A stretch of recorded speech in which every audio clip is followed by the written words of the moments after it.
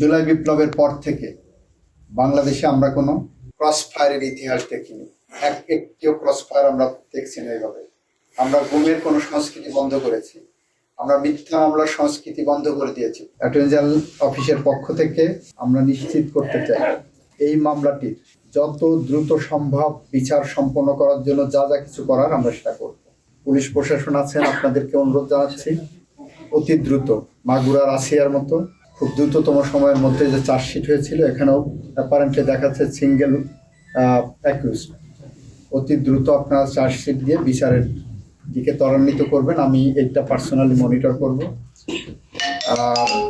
এবং ওনার বাবা যে সর্বোচ্চ শাস্তি চেয়েছে, আমরাও অবশ্যই রাষ্ট্রের পক্ষ থেকে এই ধরনের নির্মম হত্যাযজ্ঞের, নির্মম হত্যাকাণ্ডের আমরা সর্বোচ্চ শাস্তি চাই। এটি রাষ্ট্রের বিরুদ্ধে অপরাধ। একটা পরিবারের যেমন একটা সন্তান চলে গেছে, রাষ্ট্রের হৃদয়ে আঘাত করা হয়েছে, রাষ্ট্রের ব্যবস্থার উপর আঘাত করা হয়েছে। সেই কারণে এই মামলাগুলো রাষ্ট্রবাদী হয়ে যায় আলটিমেটলি। সুতরাং রাষ্ট্রের দায়িত্বের জায়গা থেকে আমরা বলতে পারি এই ধরনের মামলার ন্যূনতম কোনো কনসেশন আমরা দেব না। যদি কোনো রাজনৈতিক দলের নেতা, সে যত বড় শক্তিশালী হোক না কেন, এই খুনের বিচার প্রক্রিয়ায় কোনো বাধা তৈরি করে, এই খুনির পক্ষে দাঁড়ায়, তার সেই যত শক্তিশালী হাত হোক না কেন, সে হাত আমরা ভেঙে দেব।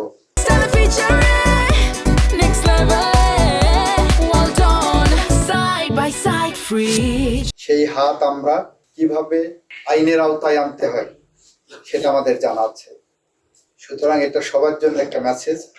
এই সমাজ থেকে যদি কোনো রাজনৈতিক নেতা, কোনো প্রভাবশালী ব্যক্তি, কোনো ব্যবসায়ী, ইভেন প্রশাসনের কেউ যদি এই বিষয়ে কোনো তদবির করার চেষ্টা করেন এবং আমার নলেজে যদি আসে, আমি যদি জানতে পারি, আমি তার শেষ দেখে নেব।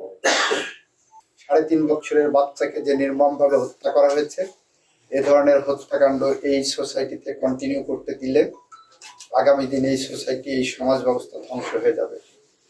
আমরা সেটা হতে দিতে পারি না। আমরা ন্যায় বিচার করতে চাই এবং যে মহিলাই খুন করেছেন, যে আসামি খুন করেছেন বলে বলা হচ্ছে, সেও সঠিক বিচার প্রক্রিয়ার মধ্য দিয়েই তার ন্যায় বিচার পাবে। আমরা আইনি বিচার ব্যবস্থায় বিশ্বাস করি, আর বিশ্বাস করি বলেই বিগত জুলাই বিপ্লবের পর থেকে বাংলাদেশে আমরা কোনো ক্রস ফায়ারের ইতিহাস দেখিনি।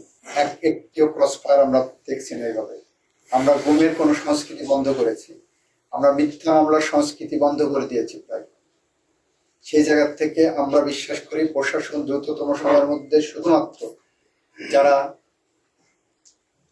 অপরাধী, যারা অপরাধী তাদের আইনের আওতায় আনবেন এবং আদালতের সামনে সোপর্দ করবেন।